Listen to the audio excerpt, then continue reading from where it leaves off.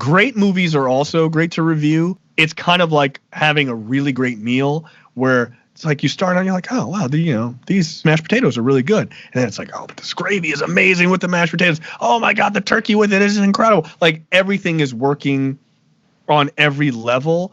Fade in. Cut to. Exterior. Interior. Restaurant? Bar.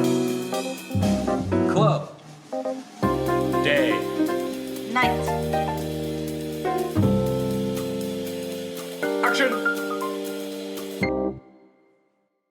Hello and happy today, everyone. This is the Restaurant Fiction Podcast, where we review every single fictional restaurant, bar, and club in TV and film, as well as give an insider perspective on why food and beverage in TV and film is so significant. Today's episode is not about restaurant fiction. It's about our favorite film podcast, Black on Black Cinema. We've been an admirer of this movie podcast for some time now and thought it would be awesome to have on one of its hosts, Jay Jacksonrao. Who is Jay? Well, besides hosting Black on Black Cinema, he hosts a number of popular and incredible podcasts through his TNP Studios, which include The Nerdpocalypse, Dense Pixels, and Airing of Grievances, the second main reason why he is here. You see, Airing of Grievances is a podcast devoted to Seinfeld. That is the reason Monk's Café is our fictional restaurant for this episode. Jay and I break down Monk's and why it impacts many more people beyond the New Yorker. We get into how the fictional restaurants featured in Black movies and TV shows have changed over the years. And we chat about Baltimore, where TNP Studios resides, which always means we talk about The Wire. Before we begin, I ask a question to Jay about changing his order at a diner to the complete opposite. That is a callback to a particular Seinfeld episode where the character George does the exact same thing. If you do not know what episode I am talking about, well, you've been living under a rock. Do yourself a favor and just watch Seinfeld. Also, we have one ask, guys. If you can tell one of your friends, just one, to listen to Black on Black Cinema, pick any episode you want, start there, then go backward or forward. Doesn't matter. You're in for a real treat. Okay, without any further ado, here's our review of Monk's Café and our conversation with Jay Jacksonrao. Go. There is something truly about a diner that really speaks to our heart, that speaks to our soul. For example, one particular diner is actually in Manhattan. Yes, Manhattan, the tiny, dense island of the state of New York. It's called Monk's Café, and one thing that is very special about Monk's Café is they ward off hipsters. Yes, this is not some kind of ironic diner to be cool. This is just your salt-of-the-earth diner, giving you some kind of location of where this Monk's Café is. It's on the Upper West Side, pretty much locals only. They don't advertise, they don't have an Instagram, they don't have a fancy Facebook, in a way that adds to the charm. Let's take you inside. What are we looking at? Well, we're looking at a hodgepodge of quiche and dive. Really, the only thing that doesn't really welcome us, it's a cashier. Does she say hello, good morning? No, she just happily takes your money, which, by the way, this Monk's Café is only cash. Now, you do have a choice of going to a Broadway show, but for us at Restaurant Fiction, the Broadway show is almost inside Monk's Café. You see, the customers are entertaining enough.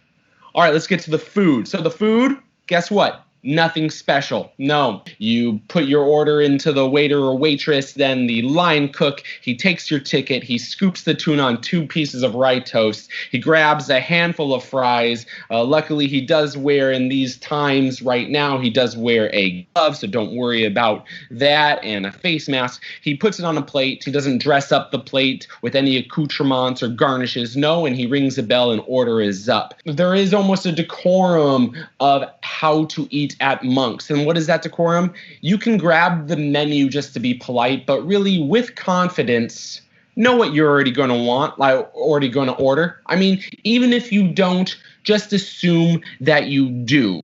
My ideal location at any kind of diner is the booth, because when you, more than the counter, because when you sit at the booth, it's almost as if you have the best seat in the house and you can see all of what is happening. You can see how the outside of Manhattan, everyone is pacing to that New York minute. Either people are legitimately busy or they're just busy for the sake of being busy.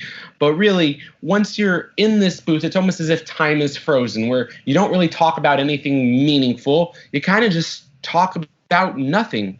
And whether that is comedic or tragic, that's up to you and that's your opinion. But to us, that's just great theater. Anyway, Jay, that is our little quick general review of Monk's Café from Seinfeld. What do you have to add? What do you have to change? What's your opinion on that? This is a sort of cheesy line, but I think there's a Monk's Cafe in all of us.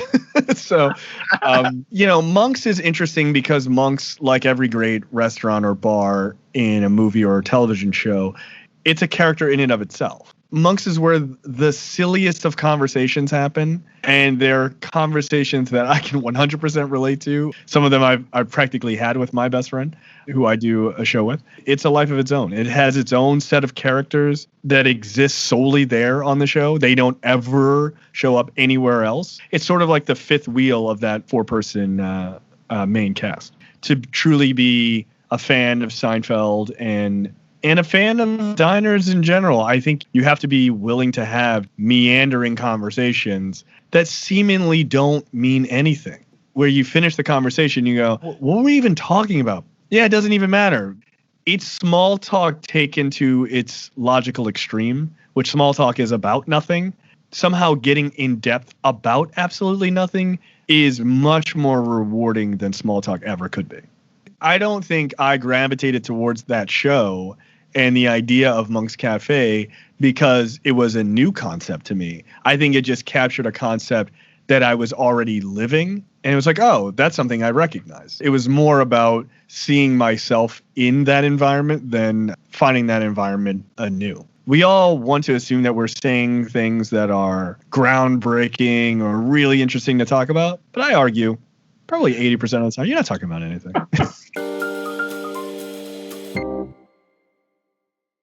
Booth or counter? Where are we sitting?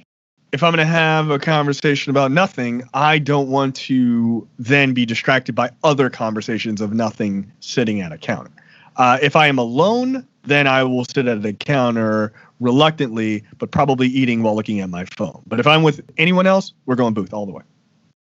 What are the reasons for having a diner specifically for your watering hole for characters to talk? And what I mean by that is, like, why not put them at a bar? Why not put them at a club instead?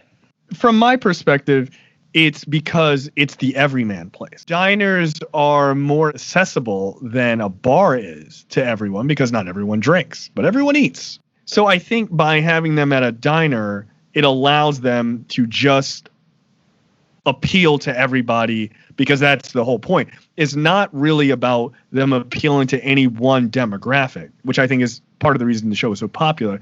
It's sort of their generality and then their antics that make them relatable. Not so much like, this is Jerry and he is, this type of person. He almost has no personality except for the type of antics he gets into. And that's kind of true for the rest of them as well. When you just walk into a diner and you go to whoever is with you, and you're like, you know what? Today, I'm going to be completely opposite in every single way, and it's starting with what I order. If I'm at a diner, I almost never get anything that's not breakfast. I don't care what time of day it is. It could be 3 a.m. or 4 p.m. Doesn't matter. I want breakfast. It's a diner. They have expert short order cooks. Like, give these people some eggs and see what they can do. So I'm normally a Swiss cheese omelet guy with sliced tomato on the side, perhaps toast, and a coffee generally. Sometimes I get home fries. Depends on the diner. Sometimes they're not very good. The complete opposite of that would be me getting a salmon salad at a diner, because I also have a very strict rule when it comes to food is I don't get seafood in places that seafood is not their thing. You have this very popular podcast, Black on Black Cinema. What, in terms of just thinking of how often there are restaurants, the films that you review on your podcast, what types of restaurants that we have not seen in Black cinema? Yeah, I was thinking about this. I want to say that we haven't seen enough 5-star restaurants, like really super high-end restaurants in Black cinema. And that's, sort of a wealth disparity in the topics by which a lot of Black films are focused on. That was less true in the 90s, in what I would refer to as one of the sort of top-line moments in Black cinema, at least my golden age growing up. But you don't see a lot of top 5-star restaurants. And that's a shame, because there's some really great ones. But also, you don't see a lot of non-Black culture restaurants outside of sort of maybe like Americanized Chinese food. But, Black people love sushi. We do. It's really good. There's other African-based foods that are not featured as much in Black cinema, which in reality is not true, right? There are great Senegalese restaurants and things like that where I live, and there's tons of Black people in there, and they're not all Senegalese. I would argue just more ethnic restaurants outside of Black American culture. We don't see that often.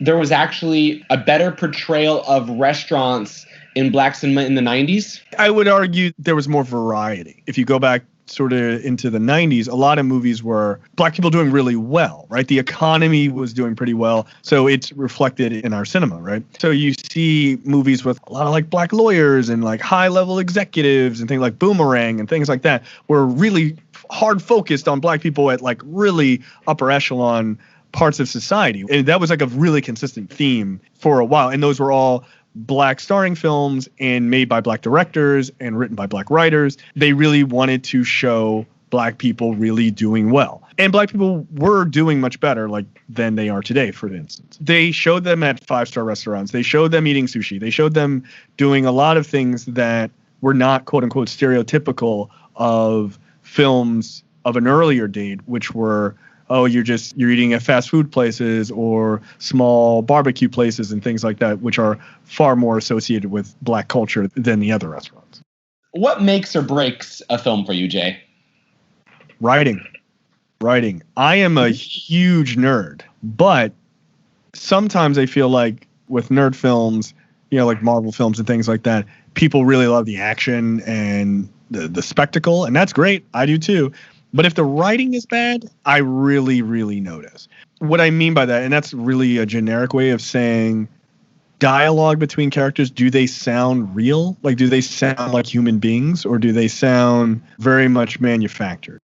Because there are certain movies that's on purpose, and you can generally recognize those pretty quickly. Does the dialogue work between people? Like, one of my favorite movies of last year, not that it has anything to do with food, is Marriage Story, where the dialogue between the two characters, Adam Driver and Scarlett Johansson, is so unbelievably real sounding to me. I've never been divorced. I hope I don't ever get divorced. But it just feels incredibly real. And that, to me, is the mark of good writing, is that you are so drawn in to what they're saying and how it's being said that it feels like you're just watching someone just filming normal people talking, and not a couple of people reading lines. What is the difference then between reviewing a bad, average, or good film? And is it more fun to review one over the others?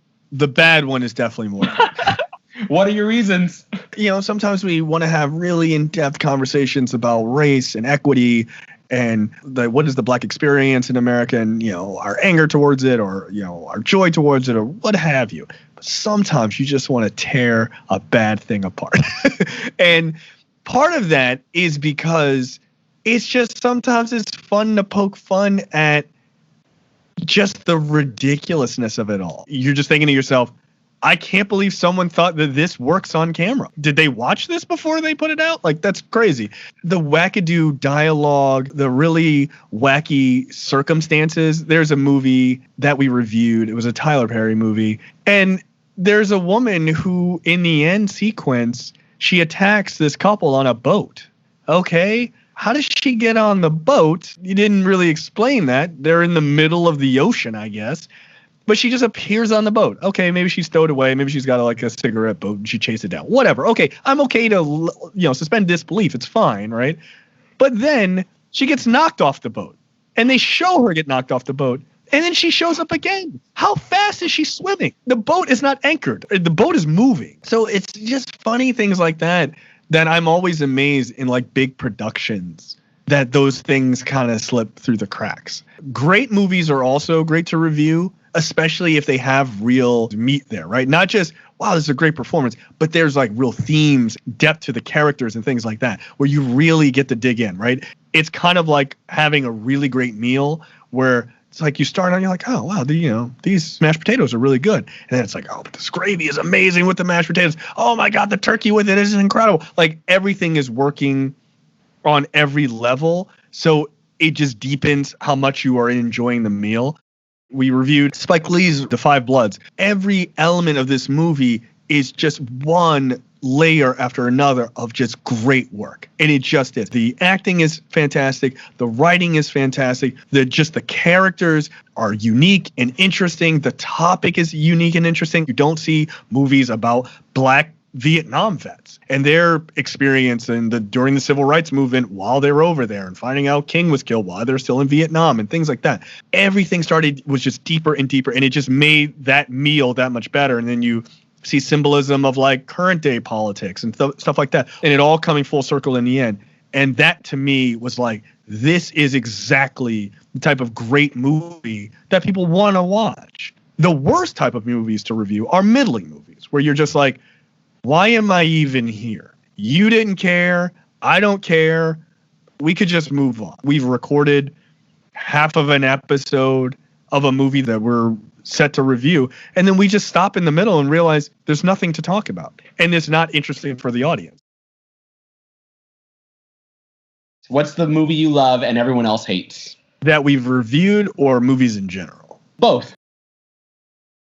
That we've reviewed, I would say that I really loved Medicine for Melancholy, and my two co-hosts hated it, which was sad to me. It was one of the earlier episodes we did. It's interesting because that was Barry Jenkins' first film.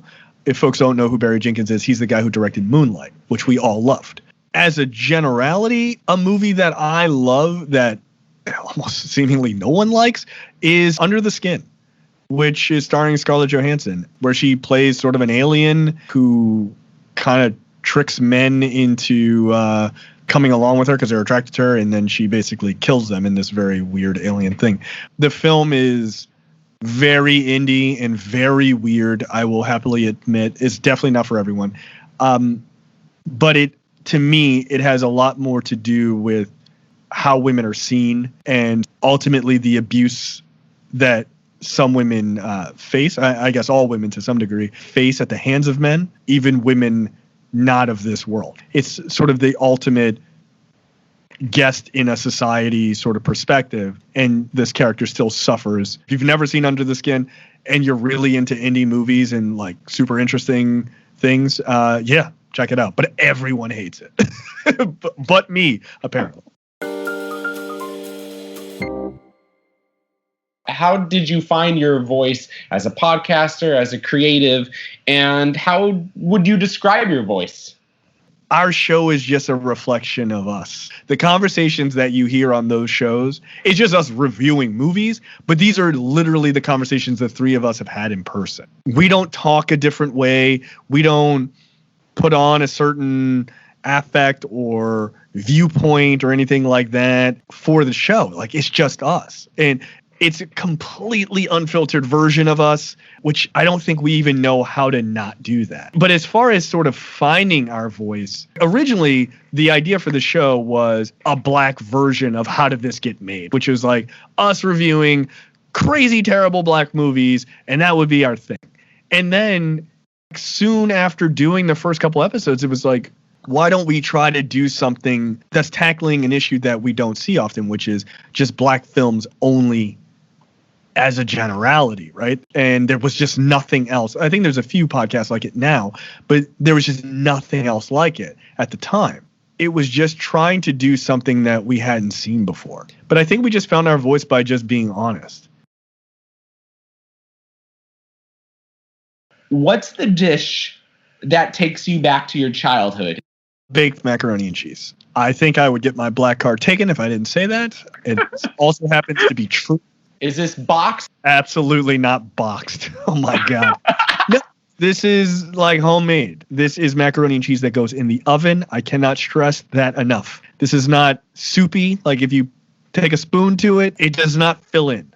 If it fills in, you are doing it very wrong. What about the hint of nutmeg?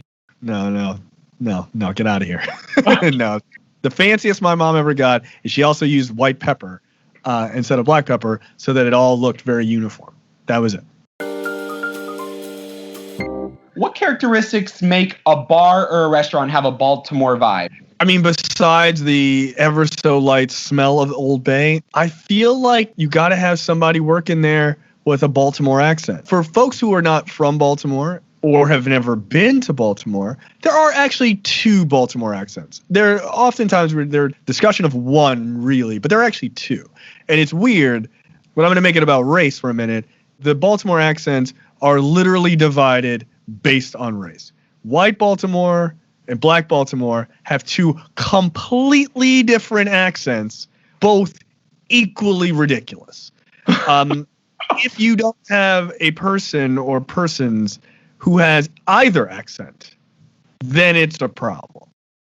If you're like a fancy restaurant, you want people, oh, they sound very cultured, fine. But if I'm talking about a place that I'm going in jeans and a t-shirt, I need somebody that's either saying, hey, hun, to me, or is that your Doug? That's dog, by the way, in Baltimore East. I need that to make me feel like I'm at home. You got to tell me more, Jay, because I'm not used to this. This is all new to me. This is all new to our listeners.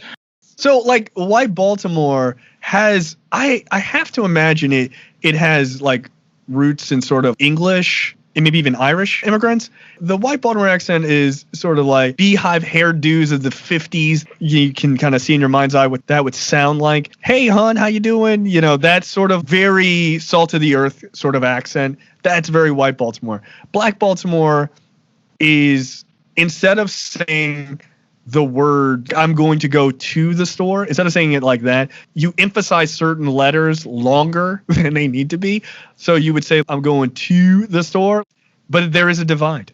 And you will never hear a black person with the white Baltimore accent. Sometimes, very rarely, you'll hear a white person with a black Baltimore accent, but never the other way. It's very strange. There's a road, and then the accents just split right there. In cinema and in television, the two that come to mind, either on white and black Baltimore, is The Wire or anything by John Waters. Those are pretty good representations. The black Baltimore characters in The Wire, almost none of, I don't think any of them are actually, no, that's not true. Snoop from The Wire is from Baltimore. How Snoop is 100% the black Baltimore accent. That's 100%. That's a perfect example, actually, because she's from Cherry Hill, which is, that's pretty rough part of Baltimore. Wait, what about John Waters? Because he loves Baltimore. Yeah, no, those are accurate. I mean, I've met Waters. He has a bit of the Baltimore accent, a little bit. The white folks in his movies, 100%. They all nail it. If you've seen the new version of Hairspray, where John Travolta plays the role of the mom, his accent is ridiculous, but it's not that far off of the Baltimore accent. It really is. It's pretty close. It's pretty close. I'm in Baltimore for the first time. Where are you taking me? Where are your go-to restaurants, diners, bars? Where is the J tour?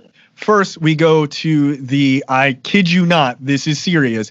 The restaurant is called Thai Restaurant. It is a Thai place. My wife and I, when we moved into the area where that place was a number of years ago, we thought that it was going to be bad because it's called Thai restaurant. What kind of name is that? And it's excellent. And we thought that people on Yelp were literally trolling, saying that it was great. But then we went in, and it turns out it is some of the best Thai food I have ever had. They deep fry an entire whole flounder and then put these amazing Thai seasonings on it, which is really dope. Then I would go to Naila's, which is a Senegalese place, which is fantastic. The food is very well done. It's seasoned to perfection. They have like a guinea fowl, which is awesome. Then I would go to probably one of my favorite places, Cingali, which is a northern Italian restaurant. I love Italian food, but I find pasta to be too boring. So this place is a northern Italian place. Great wine list, excellent food. I even had lamb brains ravioli, incredible. Cosima, which is a more traditional Italian restaurant. And there's a barbecue place called Big Bad Wolf's that's really, really good. That would just first day. Wow. Well, all right. And I know you already mentioned a little bit, but just in case, what are you eating at Monk's Café? I would normally say I'd go with the traditional omelet that I mentioned, but if I'm being honest with them, I think I got to get a salad, not the big salad, Elaine, not the big salad. And then I think I'm going maybe grilled cheese and tomato soup, coffee and a water. Where can everyone find you? You can go to blackonblackcinema.com. That is our show. It is not our main show. I run a company called TNP Studios, and we have a bunch of shows. We have the Nerdpocalypse, which is our like general nerd movie weekly show, nerd news kind of thing. DensePixels.com, which is our video game podcast. LookForwardShow.com, which is our political podcast. And then you can go to any of those /premium and sign up for our premium content, which is only $5 a month or $50 for the full year. And you get Airing of Grievances, which is our Seinfeld show. So we go through every single episode of Seinfeld and we discuss the episode. But then myself and my co-host, Micah, who is on Black on Black Cinema, we relate the stories in the episode to things that have happened to us in real life. And it's weird how well the antics of that show line up with the antics of our lives. And we get to tell really wild personal stories under the guise of it being behind a paywall. Jay, this was awesome. You were an incredible guest. Thank you so much for being part of the Restaurant Fiction Podcast. Thank you. I had a great time. Jay, that was cool, man. You're invited back anytime. And guys, just like Jay said, go to tnpstudios.com to check out his awesome body of work. And as for us at Restaurant Fiction, well, you know where to find us. You found us, so you know where to find us. I'm Monis Rose, and until next time, keep it real, keep it fresh, and always keep it on the flip side. Cut to. Exterior. Interior. Restaurant? Bar. Club. Day. Night.